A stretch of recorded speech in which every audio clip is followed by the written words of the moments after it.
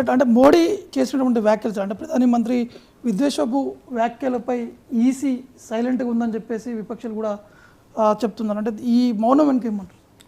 సైలెంట్గానే ఉంది కదా. ఇప్పుడు ఇదే వ్యాఖ్య నరేంద్ర మోడీ ఇంత ఓపెన్గా మీ మంగళసూత్రాలు తీసుకెళ్ళి ముస్లింలకు ఇస్తారు అనే స్టేట్మెంట్ ఇస్తే, వేరే ప్రతిపక్ష నాయకుడు ఎవరైనా ఇస్తే ఈసీ ఊరుకుంటుందా? కోర్టులు ఊరుకుంటాయా? పోలీసు వ్యవస్థ ఊరుకుంటుంది ఈ దేశంలో?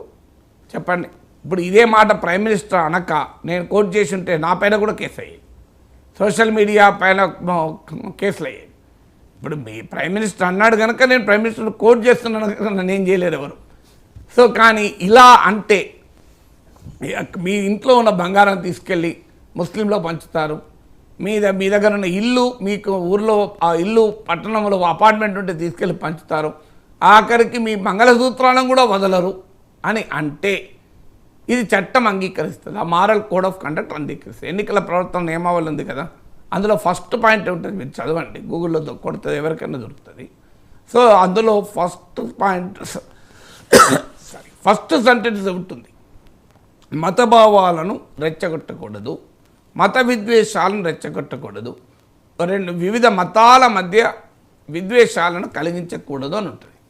మరి ఇది మోడీ వ్యాఖ్యలు ఏ రకంగా కోడ్ ఆఫ్ కండక్ట్కు లోబడి ఉంటాయి చెప్పండి? అసలు భారతదేశ చట్టాలలో మీరు ఐపీసీ సిఆర్పిసిలు చదవండి, మతభావాల మధ్య రెచ్చగొట్టే విధానము నేరమా కాదా? మీరు ఏ పోలీస్ ఒక కానిస్టేబుల్ అని చెప్తాడు ఇది నేరమని, సెక్షన్లతో సహా చెప్తాడు.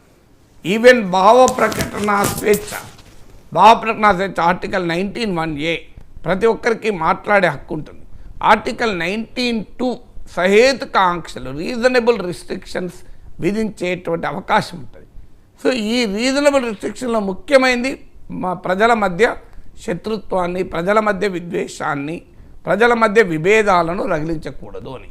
ఇది బేసిక్ సూత్రం కదా. మరి ఎన్నికల కమిషన్కు కంప్లైంట్ ఇచ్చిన ఎన్నికల కమిషన్ కామ్గా ఉంది అంటే ఆ వ్యవస్థ పైన విశ్వాసం పోతుందా లేదా?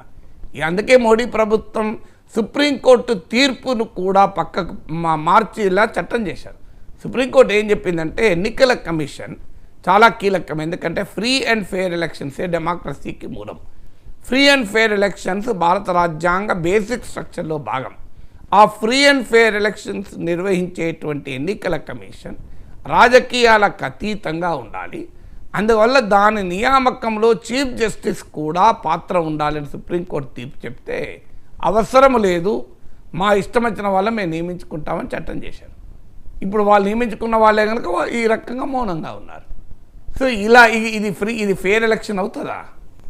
సో ఇప్పటికే కేజ్రీవాల్ అరెస్ట్ తర్వాత అమెరికా నుంచి జర్మనీ వరకు, ఐక్యరాజ్య సమితి వరకు భారతదేశంలో fair justice, fair democratic rights గురించి అనుమానాలు వ్యక్తమవుతున్న సమయంలో ఎన్నికల కమిషన్ లాంటి వ్యవస్థ ఇంత ఓపెన్గా ఏమీ చేయలేని ఒక దుస్థితిలో ప్రేక్షక పాత్ర వహిస్తే ఈ దేశ వ్యవస్థలపైన ప్రజలకు విశ్వాసం ఎలా పెరుగుతుంది? అందువల్ల ఎన్నికల కమిషన్ ఆన్సర్ చెప్పాలి కదా, ఎందుకు ఈ మౌనం, ఎందుకు ఈ ప్రేక్షక పాత్ర అని.